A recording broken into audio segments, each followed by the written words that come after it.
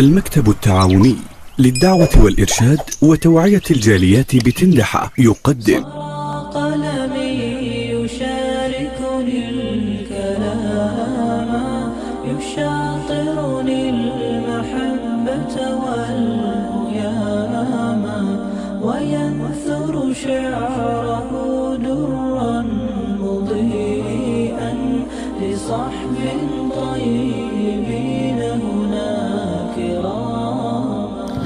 بسم الله الرحمن الرحيم. الحمد لله والصلاة والسلام على رسول الله محمد وعلى آله وصحبه ومن والاه. اما بعد،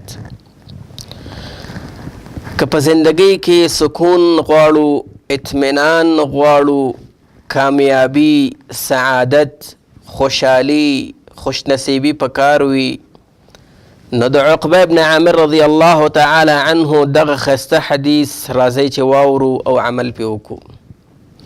تپوس کیږي نجات څه شی دی؟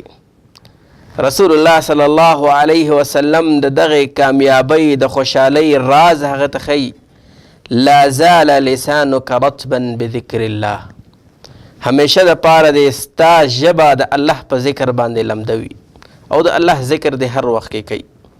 دا په دنیا کې هم نجات دی او په آخرت کې هم نجات دی چې الله رب العالمین خلکو له ورکوي.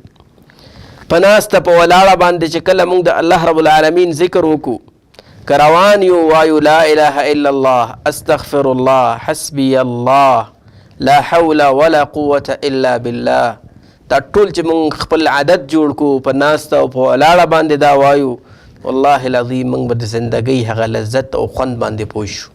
د زندګۍ هغه لذت او خوند به موږ ته راښکاره شي چې کوم د الله په ذکر کې دی. بلکې الله رب العالمین موږ او تاسو ته دغه ذکر او استغفار فواید ذکر کړي دي. یرسل السماء علیکم مدرارا، اسمان نه برکتونه چې کوم دی هغه به راځي، رزق کې پراخیر به راځي، همدغه رنګې اولاد به الله رب العالمین خلکو له ورکوي. نو راځئ چې په دې حدیث باندې عمل وکړو او د الله ذکر سره ځان عادت کو او خپله ژبه د الله د ذکر باندې همیشه د پاره لمده وساتو. الله نه دا دعا کوو چې الله زموږ او ستاسو دا ژبې په ذکر باندې عادت کي. وصلی الله علی النبي محمد وعلى آله وصحبه أجمعين.